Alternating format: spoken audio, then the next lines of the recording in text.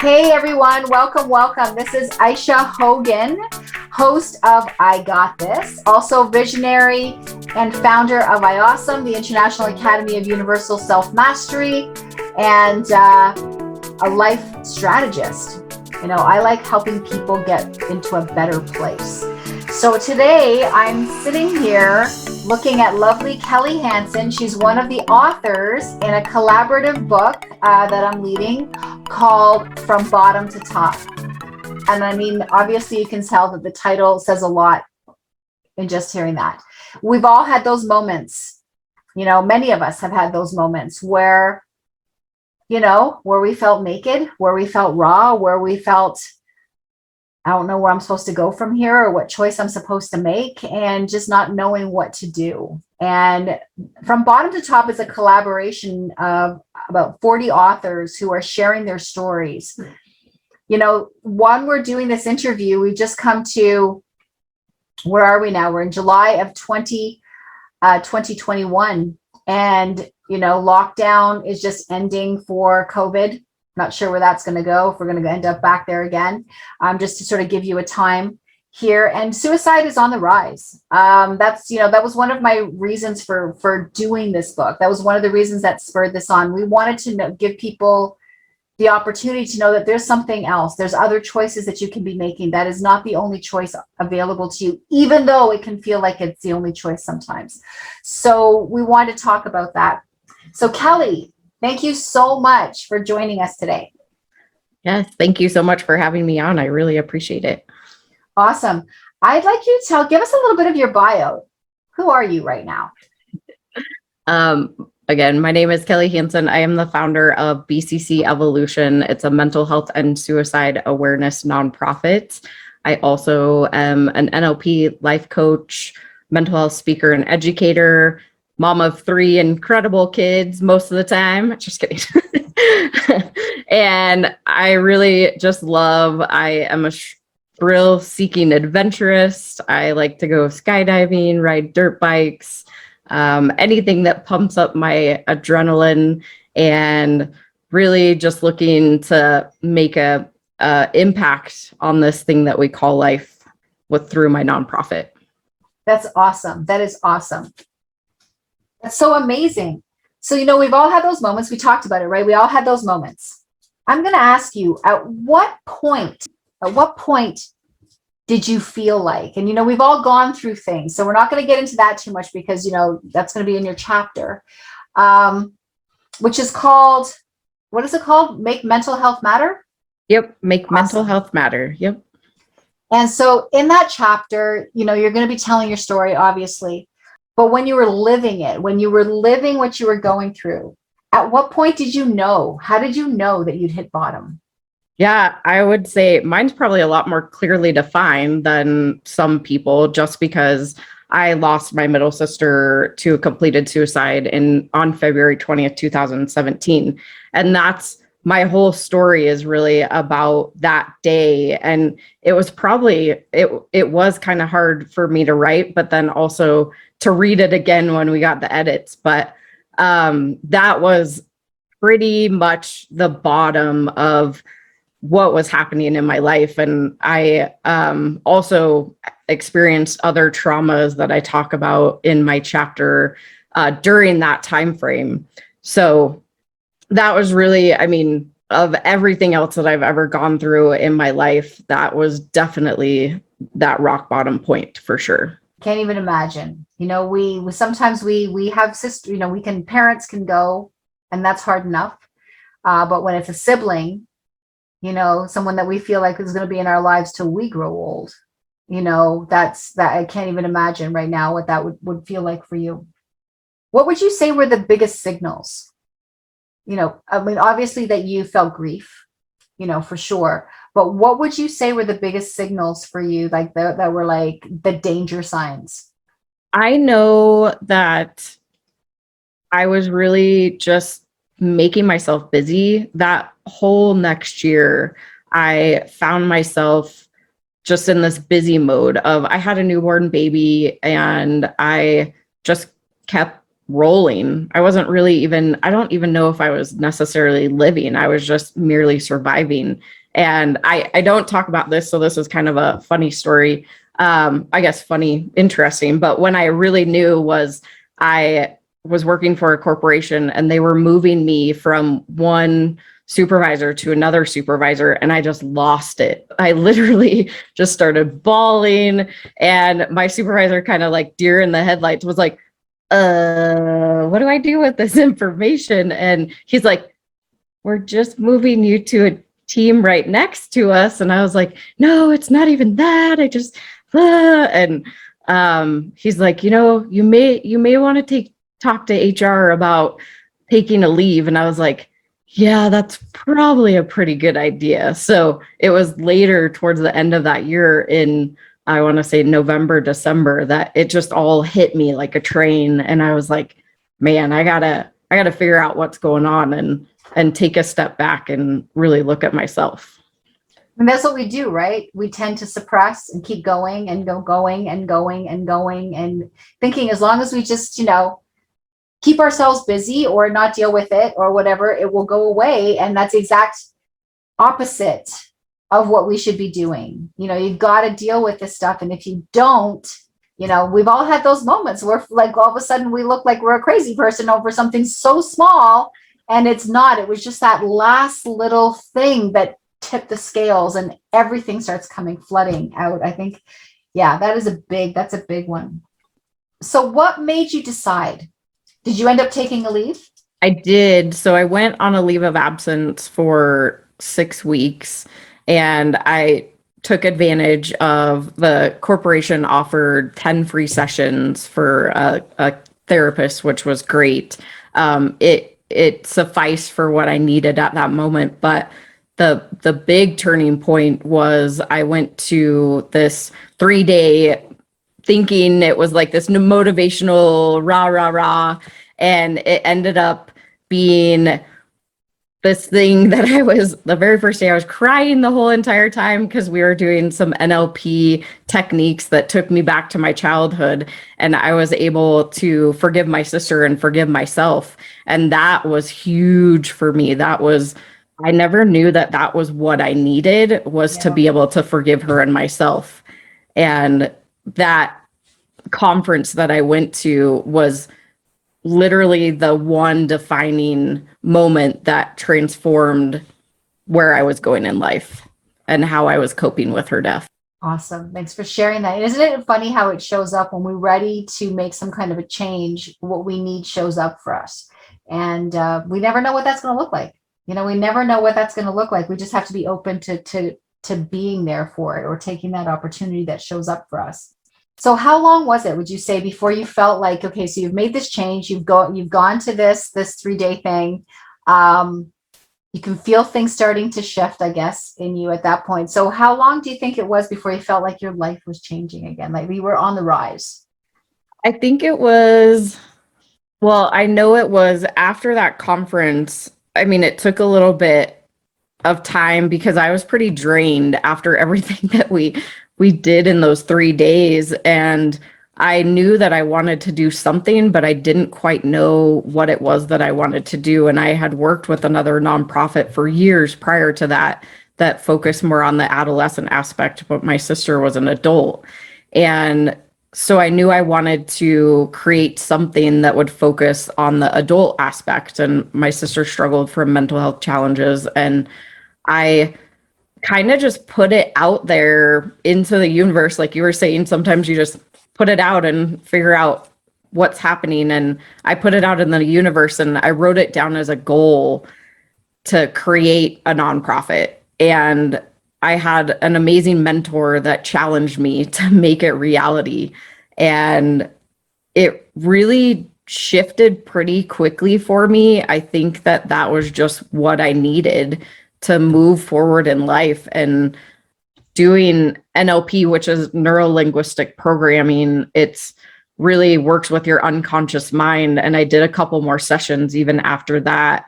And that was what started shifting everything in a positive way versus staying stuck where I was feeling prior. So now you've got this nonprofit. If I was going to say just on a round, estimate, how many lives or how many people, lives, souls, do you think you guided along the way? It's interesting that you asked that, because in my mind, it's not enough. I've been doing it for 3 years, but also working in the corporate environment and doing my nonprofit. And I actually just stepped into my nonprofit full time this year. But I watch as I do posts and how people react to the messages that I bring forward is just really incredible to me. So I know that I'm touching more lives than I actually am, or I could put a number to it. I know that we do teach mental health first aid classes, and we have taught over 300 people in the span of the 3 years. And we're looking to educate even more with our curriculum coming up. But I know that the impact is much bigger than in my brain. It seems to be, because I constantly have people coming to me, thank you for the work that you're doing. Thank you for bringing all these messages. And then when I do different events or posts, people are sharing them, and there are people that I didn't even know were watching. So that is, I think, the coolest thing to me, is that even though they don't always speak up or they don't always comment, they're still watching. And I know that my sister had millions, like tons and tons of friends, and I know a lot of them, and every single one of them I know are watching. So in not having numbers wise, but I would say, thousands of people at this point for sure. That's amazing. I'm going to throw something out there, and I know that I'm a big believer in a world of no coincidences. I definitely live in a world of no coincidences, and this is going to be kind of a weird question that I'm going to say to you right now. But I do even believe that sometimes people who take their own lives or pass or whatever early, I'm not saying for anyone to use this as an excuse, but that do it early, or for some reason, sometimes it's like a domino effect, right? Not only does it affect more people's lives than they could even ever imagine. Like, when someone's going to do that, I know I've been there. So when someone's going to do that, they only are thinking of themselves at that moment. They don't realize that it's going to affect every single person, every single family member, every single person that they know is going to be affected by what they do. And, but you sit there and you think, okay, well, but look at all the people that I helped. So, it created this domino effect. And sometimes do you take solace in thinking that maybe that was the purpose? This needed to happen, and her doing what she did allowed this space to open so that all these people could be helped.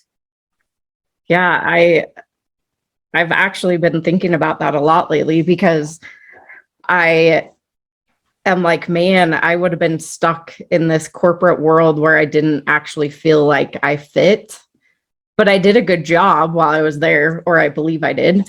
And I always think about, this is my true calling. Like, this is where I was meant to be. And although I had to go through this tragedy, like, that was the purpose. And my sister was a caregiver. She was in the healthcare space for years and years and years. And I always wanted to be in that space. I actually wanted to be a nurse when I was growing up, and I didn't follow that path, but instead went into corporate, into sales. And I was there for a long time. I just didn't ever feel like it was my thing. And then now stepping fully into my nonprofit, it's been so different, amazing, incredible. Like, all these emotions come up for me, that sucks that my sister passed,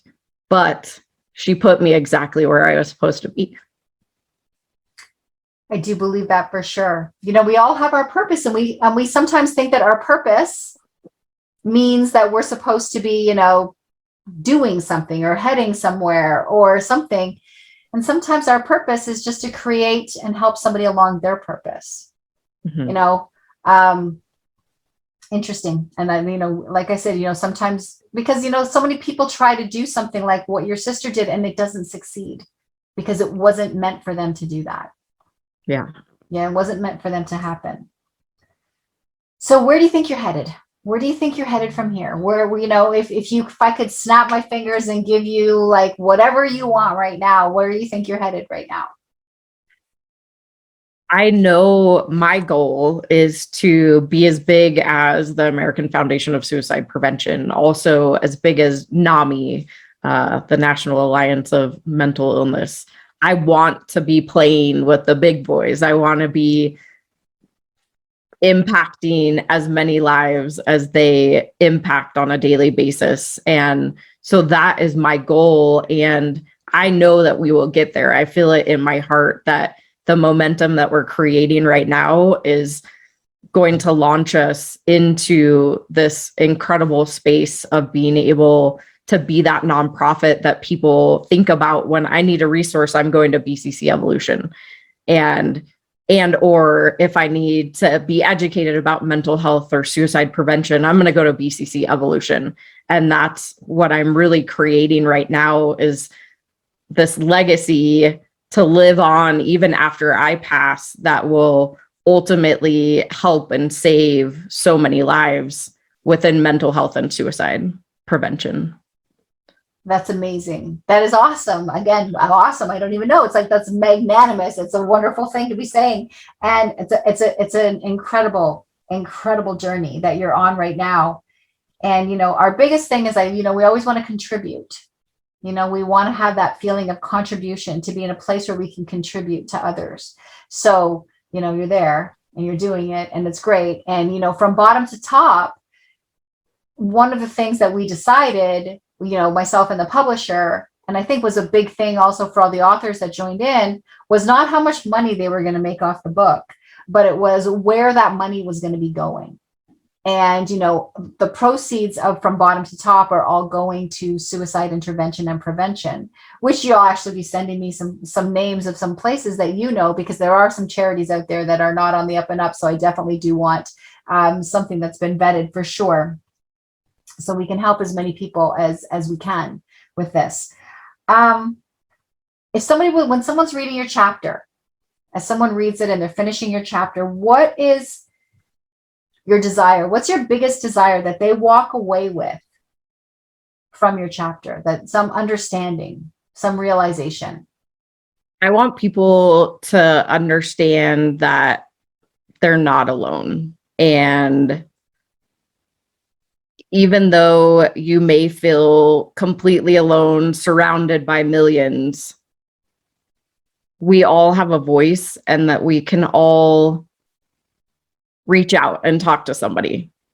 Because I didn't have the skills that I have today now when my sister was alive, but I have learned since then and added to my toolbox over time. But my chapter is more about the day it happened and then how I could transform her tragedy into a different story, because I'm able to write my own story now and figure out where I want to go and what I want to do moving forward. And really, that it's important to talk about how you're feeling. We just don't talk about our feelings enough.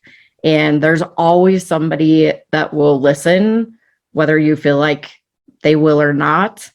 But you can also change your direction and your story at any point in time.